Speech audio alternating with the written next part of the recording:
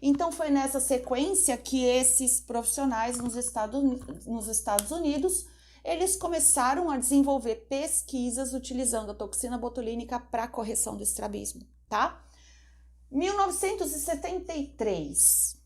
Estamos em 1973 ainda, tá? Nem se falava sequer em utilizar a toxina botulínica para os fins a que ela se destina hoje, tá?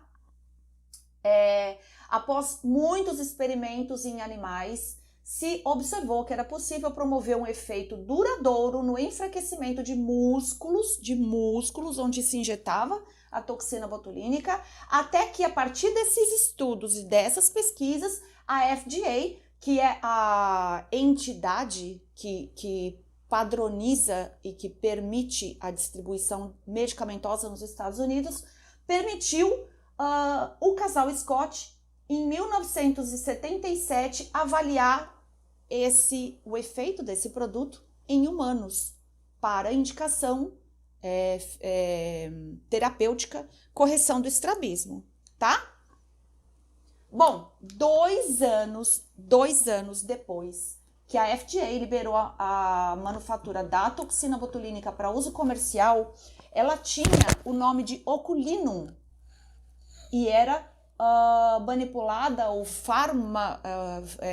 comercializada pelo casal Scott e pelo sócio deles, que era um químico farmacêutico, Dennis, que comercializou a toxina produzida através da empresa Allergan. Gente, Allergan, todo mundo já ouviu falar da Allergan. A Allergan, ela foi a primeira empresa que começou a distribuir produtos com indicações estéticas. Até hoje, os ácidos hialurônicos produzidos pela Allergan são extremamente importantes e bem conceituados. Só que a Allergan era única e exclusivamente na década de 70, 75, transportadora e distribuidora da toxina botulínica. Foi bem depois que eles começaram a comercializar a toxina botulínica que a gente conhece até hoje, que é o Botox da Allergan.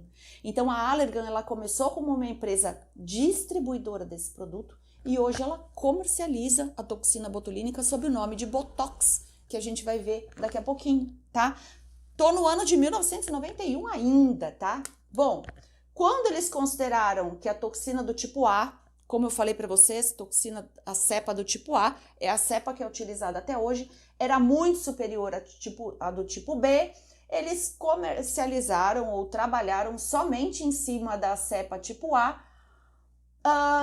que até hoje é utilizada pela Allergan, que hoje não só transporta, mas também é a empresa que fabrica e comercializa o Botox da Allergan. Eu tô aqui, olha, não sei se dá para vocês verem, no ano de 1991 ainda. Olha aqui, o Botox da Allergan é esse daqui, essa ampolinha que vocês conhecem tanto, porque ela se caracteriza tão familiar no mercado da estética, que é como o Bombril, a esponja de aço de nome Bombril, a gente acaba generalizando todas as esponjas de aço como Bombril. É a mesma coisa que acontece com o Botox da Allergan. A gente chama vulgarmente toda toxina botulínica de Botox. Fala, é o Botox. Não, não é o Botox. O Botox é a marca de toxina botulínica comercializada pela Allergan.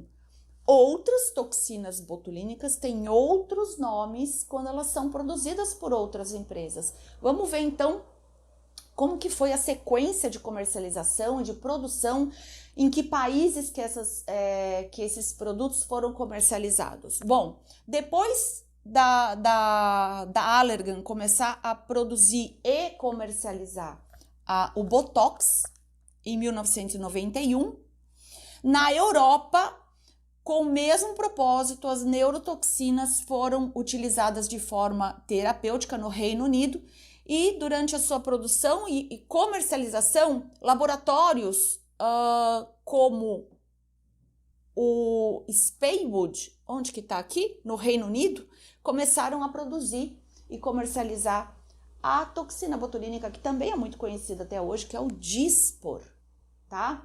Então, olha só, entre eles a empresa Speyswood Farmacêuticos, que foi adquirida pela Ipsen França Paris. Essa toxina, também comercializada com o nome de Reloxin, foi registrada no Reino Unido com o nome de Dyspor e até hoje ela é muito conhecida como Dyspor. E quem já trabalha com toxina botulínica, vocês que estão aí, eu estou tentando acompanhar aqui, vocês que estão aí sabem que o Dyspor, ele tem uma outra unidade de medida, né? Enquanto todas as toxinas são medidas por unidades, o Dyspor, ele corresponde, a unidade de medida do Dyspor é o Spearwood. Nossa, Carla, mas o que é Spearwood? É a unidade de medida do Dyspor. 2,5 unidades de Dyspor correspondem a uma unidade de qualquer uma das outras toxinas botulínicas comercializadas, tanto no Brasil como em qualquer parte do mundo, tá? Isso quer dizer o quê? Isso quer dizer que o Dyspor é um excelente produto, como todos os outros, mas ele precisa ser equiparado. Esse produto você precisa fazer a equivalência dele para que as unidades de medida sejam equivalentes às outras toxinas para que você consiga usar a posologia adequada e correta, tá? Então, não dá para entrar nesse assunto agora, mas rapidamente eu vou falar para vocês aqui. O Dyspor, quem já conhece sabe que ele é comercializado em ampolas de 300 unidades e 500 unidades. Só que não são 300 unidades das outras toxinas, são 300 unidades Spearwood, 500 unidades Spearwood. Nossa, Carla, então o frasco de 500 unidades não tem 500 unidades? Não, não tem, porque ele tem uma unidade de medida diferente. Como que eu faço para saber quantas unidades, a quantas unidades corresponde o frasco ou a ampola de Dyspor? 500 unidades. Se cada 2 unidades e meia de Spearwood corresponde a uma unidade das outras toxinas, se a gente dividir 500 por 2,5, a gente vai chegar num número que é 200 unidades. Então, o frasco e a ampola do Dyspor, de 500 unidades, é a mesma coisa que um Botox ou um Botulift ou um Nabota de 200 unidades, tá? 500 unidades de Dyspor correspondem a 200 unidades de qualquer outra toxina botulínica comercializada. Joia? O frasco de 300 unidades de Dyspor, se vocês dividirem por 2,5, vocês vão chegar no número que é 120. Então, o frasco de 300 unidades de Dyspor correspondem a 120 unidades das outras toxinas comercializadas no mercado, tá? Dá para trabalhar com Dyspor? Dá sim. Ele é um produto excelente. Alguma pergunta, gente? Eu quero saber se vocês têm alguma pergunta, principalmente porque agora eu cheguei num ponto delicado, né? Que é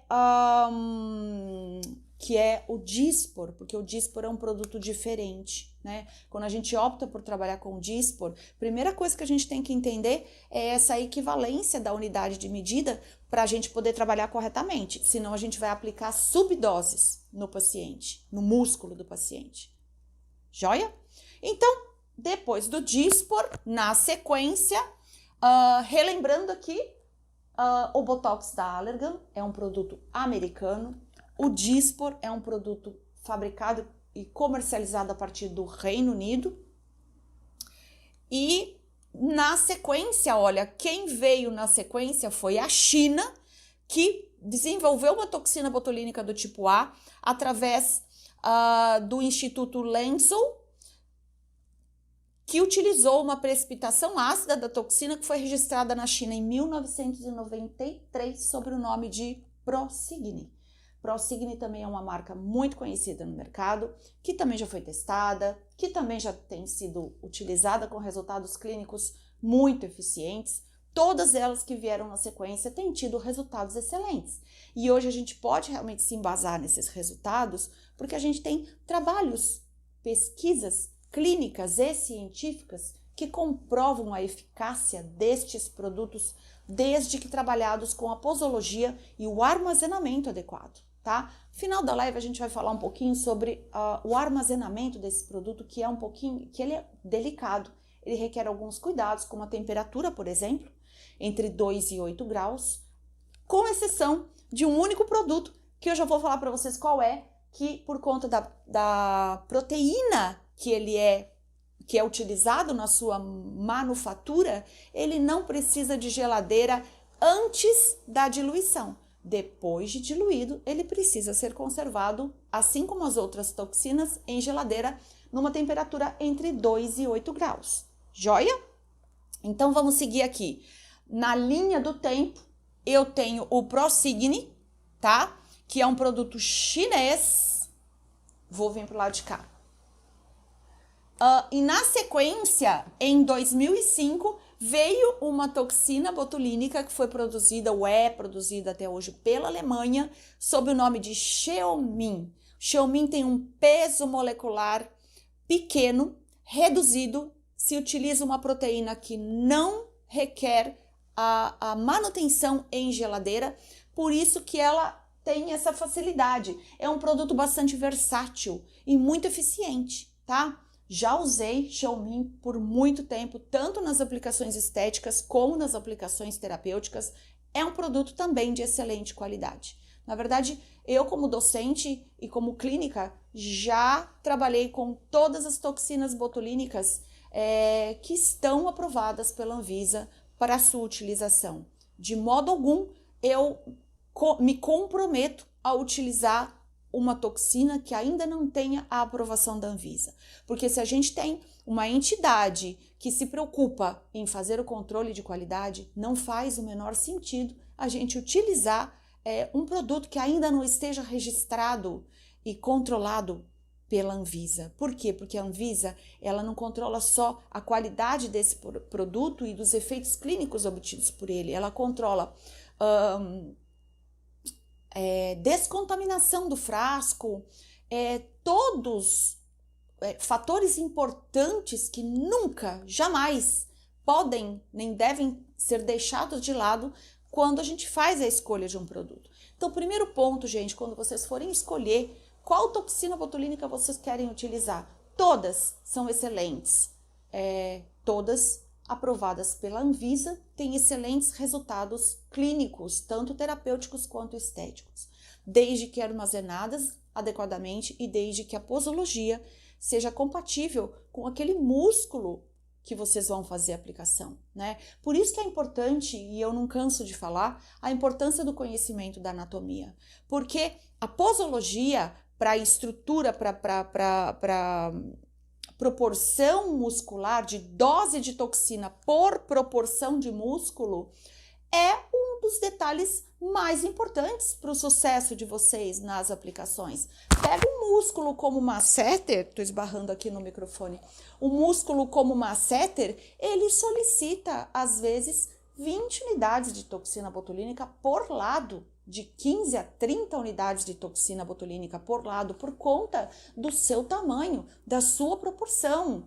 O músculo prócero, por exemplo, a gente já diminui essa posologia para 5 unidades. O frontal, pontinhos de 2 ou 2 unidades e meia, são suficientes, desde que distribuídos ao longo da lâmina do músculo frontal de modo adequado. E aí a gente tem que pensar em algumas estratégias, algumas linhas de referência, como a linha da pupila, a linha do arqueamento, a linha de convergência do cotofana, que nos limitam essa aplicação tanto no sentido lateral quanto no sentido infero-superior, tá? Então, tem alguns segredos com relação à aplicação da toxina botulínica que devem ser levados em consideração. E eu, Carla, como professora e pesquisadora, considero muito mais importantes do que ser tendenciosa para uma das marcas, que todas as marcas, de fato, que são aprovadas e liberadas pela Anvisa, quando utilizadas adequadamente, elas dão resultados clínicos eficientes. E aí, eu tô esperando alguém discordar de mim aqui, porque vocês não são obrigados a concordar comigo. E sim, de fato, eu sou obrigada a concordar que existem diferenças individuais de paciente para paciente, tal paciente pode se adaptar melhor com uma marca ou com outra, e isso pode acontecer, inclusive por conta do sistema imune do paciente, que pode criar ali uma resistência com a marca A, ou a marca B, ou a marca C, e vale sim fazer a troca do produto. Mas o que causa a resistência no organismo do paciente não é a toxina em si, é a proteína que faz o envoltório que faz o arcabouço daquela molécula, é a proteína que estimula o sistema imune do seu paciente, ou o seu próprio sistema imune, tá? Então, todas as marcas são eficientes desde que utilizadas adequadamente, desde que a posologia seja utilizada de forma eficiente. Existem sim variações individuais de marca para marca, mas de modo geral, eu diria para vocês que todas as marcas têm comprovação clínica em trabalhos e estudos, tem suporte de trabalhos e estudos que comprovam sua eficiência clínica tanto em casos estéticos quanto em casos terapêuticos.